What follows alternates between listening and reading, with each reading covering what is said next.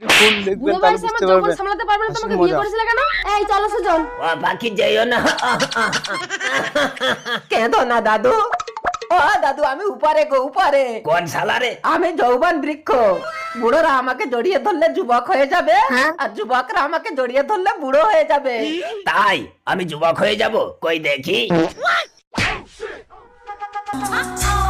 সিনেমার আছে যত হিরো, আমার পাশে সব জিরো। আমার বুড়ো এত ইয়াং হয়ে গেছে,